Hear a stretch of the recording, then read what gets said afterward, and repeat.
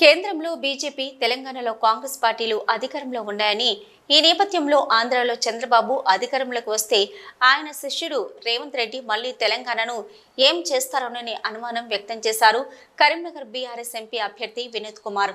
ఎన్నికల ప్రచారంలో భాగంగా ఎమ్మెల్యే గంగుల కమలాకర్, మేయర్ సునీల్ రావుతో కలిసి ఆయన 9వ డివిజన్లోని ప్రముఖులతో కలిసి సమావేశం నిర్వహించారు.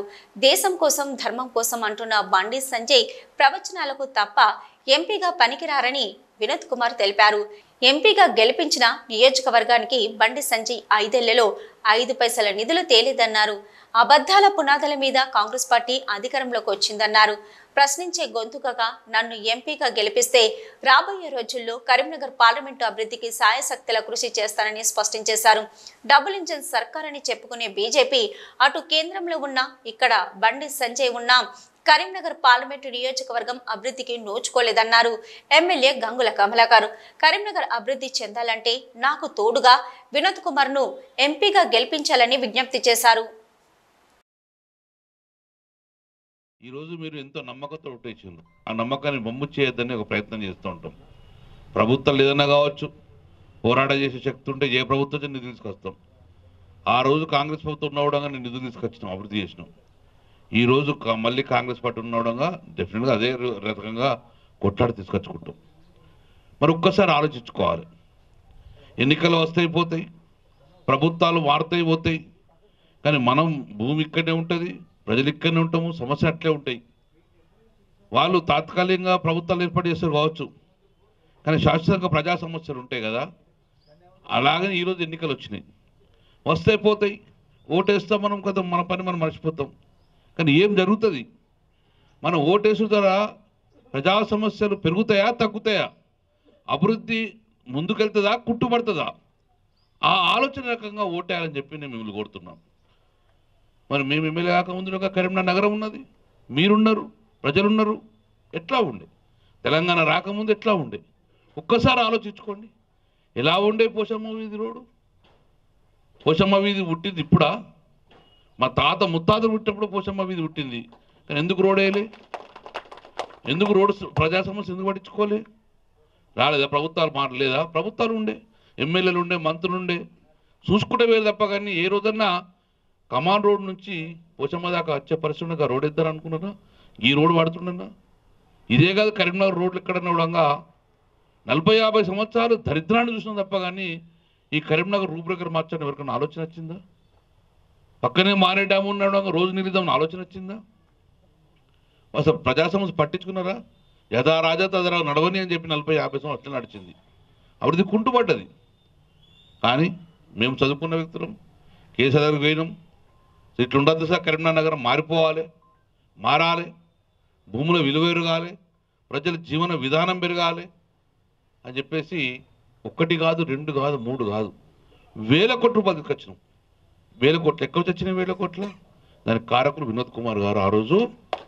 ఆ రోజు కేసీఆర్ గారు అన్న మాట మీకు ఇప్పటికి గుర్తుంటుంది. 40-50 సంవత్సరాలే కరీంనగర్ ఎందుకు అభివృద్ధి చెందలేదా? మున్సిపాలిటీ డబ్బులు ఉంటే ₹1,00,000 ఉంటే ₹1,00,000 రోడ్ పెడదాం, మున్సిపాలిటీ డబ్బులు లేకపోతే రోడ్ పెట్టకపోదాం కదా. ఇట్లా కాదు కదా అభివృద్ధి జరిగేది. రాష్ట్ర నిధులు రావాలి, కేంద్ర నిధులు రావాలి, అప్పుడే కరీంనగర్ అభివృద్ధి కావాలి అని చెప్పంటే ఎట్లా చేస్తాం సార్ అంటే, కరీంనగర్ తెలంగాణకు ఒక 2 స్మార్ట్ సిటీలు వచ్చినాయి. అది వరంగల్కు హైదరాబాద్ కేటాయించారు. కానీ నా దూతగా మీరు ఇద్దరు వెళ్ళండి, నాకు హైదరాబాద్ వద్దు, కరీంనగర్ కావాలని చెప్పేసి ఆ రోజు మమ్మల్ని ఇద్దరు పంపి బలవంతంగా ఆ రోజు వెంకయ్యనాయుడు గారు అర్హత లేదు కరీంనగర్ కంటడంగా దాన్ని అర్హత సాధించే విధంగా మెర్జిగా కలుపుకొని ఆ రోజు తన కొట్లాడిండు. నాకు చాలా ఆలోచన ఉండేది, మీరు నన్ను 2019లో గిట్ట ఓడగొట్టకపోతే ఇదివరకు 888 పట్టుకద్దురు ఇక్కడికి. ఎందుకంటే ప్రకాష్ జావేడ్కర్ గారు ఒప్పుకున్నారు, జస్ట్ ఎలక్షన్ నోటిఫికేషన్ అర్జెంట్గా ఇచ్చి ఆగిపోయింది, కానీ సంతకం అయ్యే స్టేజ్లో ఆగిపోయింది. 50 ఎకరాల భూమి మన కొత్తపల్లి రేకుర్తి శివార్లో కూడా 50 ఎకరాల భూమి. అప్పుడు మరి నీతూ ప్రసాద్ గారు కలెక్టర్ ఉంటే లేఖ తీసుకుపోయి అప్పచెప్పింది 50 ఎకరాలు. IIIT వస్తే ఎట్లుండండి? IIT ఖారగ్పూర్లో నా కొడుకు చదువుతాడు, IIT కాన్పూర్లో చదువుతాడు, IIT ఢిల్లీలో చదువుతాడని మనం అనుకుంటాం అనుకోవా?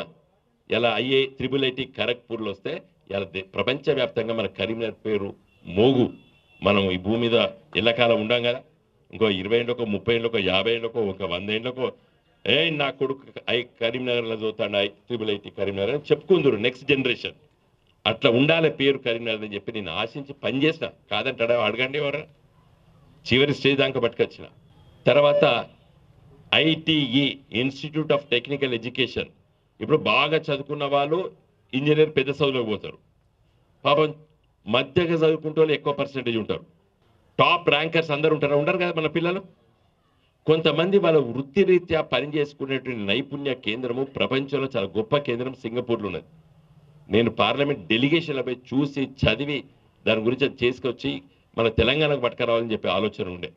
సరే అప్పుడు వస్తే అది ఎక్కడ పెడుతుందో నాకు తెలియదు, కానీ నేను ఈ రోజు చెప్తున్నా, మీరు నన్ను గెలిపినరే. నేను ఇన్స్టిట్యూట్ ఆఫ్ టెక్నికల్ ఎడ్యుకేషన్ యావత్తు తెలంగాణ రాష్ట్రానికి ఇక్కడ నేను పట్టుకురాకపోతే నా పేరు వినోద్ కుమార్ గారు తీసుకొస్తా. నేను దానికి కష్టపడాలి, తిరగాలి, అధికారులతో మాట్లాడాలి, చర్చించాలి. అసలు పార్లమెంట్ సభ్యుడు అంటే ఏందండి? ఇంకో శాసనసభ్యులు ఇక్కడ ఉన్నారు, ఈ నగరము ఈ నియోజకవర్గం పనిచేస్తారు. ఇంకో వారు ఐలేంద్ర యాదవ్ గారు కార్పొరేటర్.